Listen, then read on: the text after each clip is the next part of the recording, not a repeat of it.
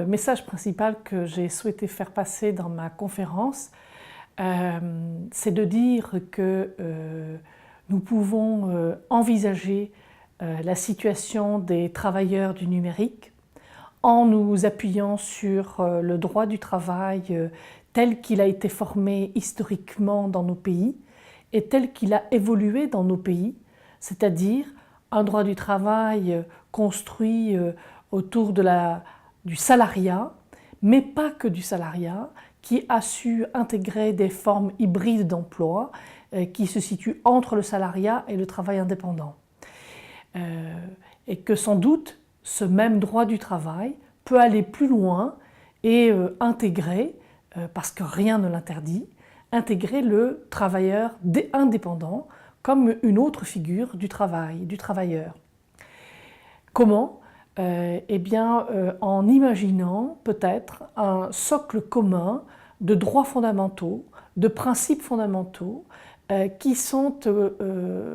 communs à l'ensemble des travailleurs, quel que soit leur statut, quitte après à ce que ce droit du travail spécifie les droits et les obligations selon qu'il s'agit d'un travailleur salarié, d'un travailleur indépendant ou d'un travailleur hybride. Par ailleurs, j'ai fait passer comme message l'idée selon laquelle il y a quand même des espaces nouveaux d'investigation qui se présentent avec le travail numérique, en particulier la question de l'aménagement des conditions de travail. Donc, je pense en particulier à la mesure de la charge de travail qui, dans le cadre du travail numérique, ne peut plus être effectuée ou ne s'effectue plus avec la durée du travail. Et donc ici, il faudra sans doute réinventer des mesures de cette charge. D'autre part, et enfin, j'ai développé l'idée selon laquelle il y a un volet sur lequel il faut inventer quelque chose de très nouveau, c'est le volet relatif à la protection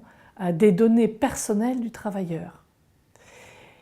Pour cela, il faudra sans doute faire appel non seulement aux juristes du travail, mais aux juristes spécialisés dans le droit des libertés publiques, dans le droit constitutionnel. Enfin,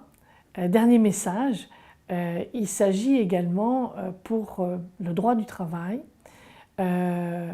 de s'interroger sur cette nouvelle entreprise, l'entreprise du numérique, qui a une configuration tout à fait particulière, qui est bien différente de l'entreprise qui a prévalu à la conception historique du droit du travail. C'est une entreprise élargie, étendue, c'est une entreprise virtuelle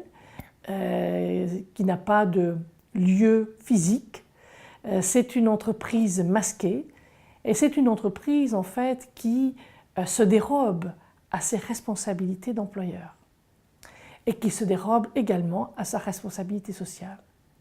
C'est une entreprise sans collectif, ce qui signifie qu'ici encore, les acteurs sociaux, les organisations syndicales sans doute, devront inventer, devront chercher comment reconstituer des collectifs de travailleurs et pas forcément des collectifs de travail.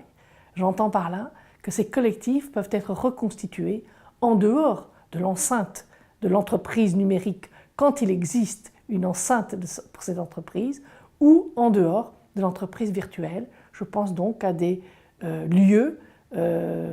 territoriaux, à des bourses du travail qui existent, qui ont été le berceau du syndicalisme dans de bien nombreux pays européens.